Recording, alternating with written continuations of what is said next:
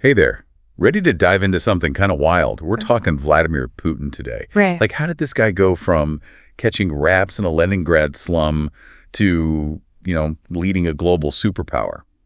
We've got a great jumping off point for this deep dive.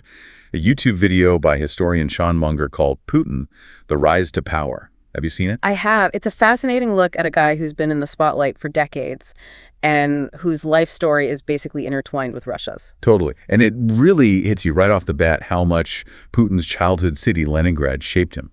Munger starts with this really vivid description of the Siege of Leningrad during World War II. Like, imagine a city under siege for almost 900 days, people starving, reduced to eating rats just to survive. It's hard to even fathom. Yeah. And that collective trauma, that sense of resilience, but also the ever-present threat of danger, it seems like, that really seeped into the city's identity. It's like the city itself has PTSD. In a way, yeah. And you can see how that environment might have shaped Putin's worldview, even though he wasn't alive during the siege. Right, it's like this echo of the past that still resonates today.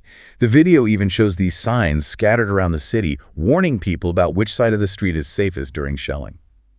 Can you imagine walking around and seeing those reminders everywhere? It speaks to a deep-seated survival instinct, a need to be constantly on guard for threats, which Munger argues is something you see throughout Putin's life. So we're talking about a city and a leader marked by this history of struggle and survival. But then the video goes on to describe Putin's early years, and it's almost the opposite of what you'd expect from a future KGB agent. Right. He wasn't exactly a model student or anything, more like a bit of a tough kid, street smart. Yeah, like Scrappy. So how does a kid like that end up in the shadowy world of the KGB? That's where it gets interesting. Munger points to this popular Soviet spy series at the time called The Shield and the Sword. Apparently, Putin was captivated by it. You've got to wonder about the influence of those kinds of images on a young mind, especially someone as ambitious as Putin. Absolutely. It speaks to this idea that we'll see again and again Putin as a master of image crafting, whether it's an image rooted in reality or not. Okay, so we've got this kid shaped by Leningrad's past, drawn to the world of espionage. Then he actually joins the KGB. What was that like for him? Well, it wasn't exactly James Bond. Think more paperwork and surveillance than high-stakes missions. So what was he learning during all those years in the KGB? Was it really that important to his later rise to power? That's a great question, and it might seem kind of insignificant compared to, car chases and martinis. But Munger argues that this is actually where Putin honed some of his most crucial skills. This was the peak of Soviet bureaucracy. Remember, a system that was incredibly complex and often ruthless. So he was learning how to navigate a system, how to play the game. Exactly. He was mastering the art of information control, understanding how to work within a system, even manipulate it to his advantage. So it's not just about being a spy, it's about understanding how power works, how to wield it from the inside out. Exactly. And these seemingly mundane years in the KGB, they lay the foundation for Putin's entire approach to leadership. And then bam, the Berlin Wall comes down. Yeah, talk about a turning point in history. Right. And Putin's right there in Dresden, East Germany, witnessing the whole thing. He's like the system he built his whole life around is crumbling before his eyes. You have to wonder what that does to someone's psyche, someone who's so invested in order and control. And that's when he goes back to Russia. Yeah, to a country in total chaos. The Soviet Union has collapsed, and it's like the Wild West. Total 180 from the rigid structure of the KGB. Exactly.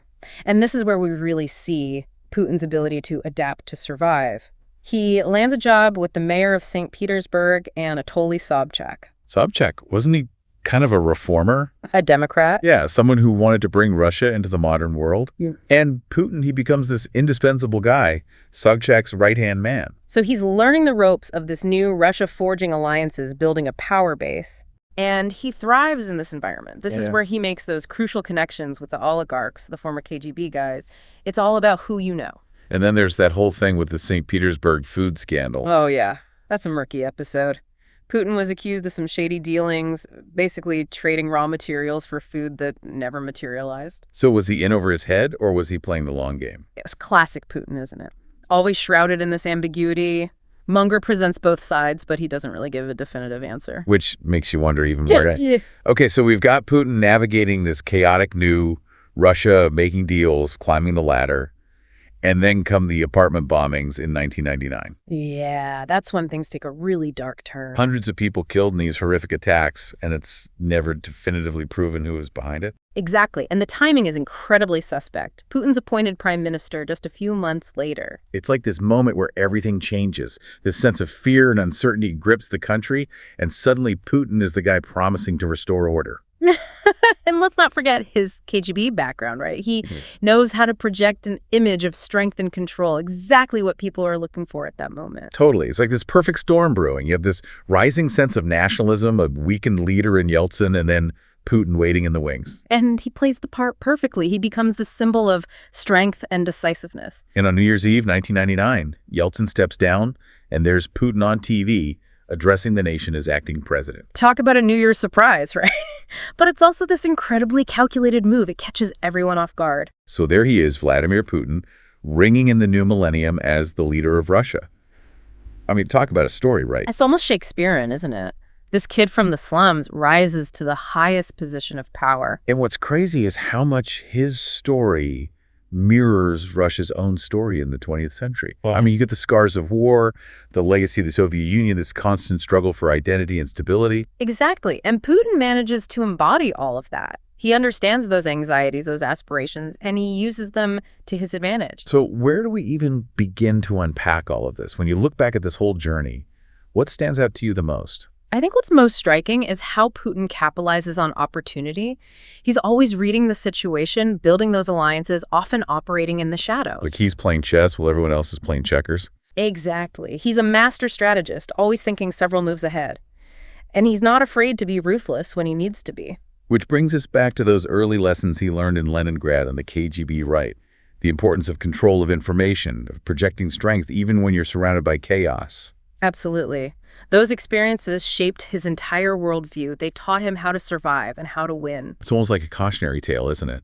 About the intoxicating nature of power and how it can transform even the most unlikely people. It definitely makes you think about the fine line between savior and tyrant and how history is often written by the victors. Well said. And you know, it's interesting. Munger ends the video on this really thought-provoking note. He talks about Putin's fascination with those old spy films. The ones where a single person can hold the fate of the world in their hands. And now look at him. It's like something out of one of those movies. It's a reminder that truth can be stranger than fiction, and that even the most outlandish scenarios can become reality. Definitely. And that's what makes these deep dives so fascinating, right? You never know where they're going to take you. Exactly. So keep exploring, keep questioning, and we'll catch you on the next deep dive.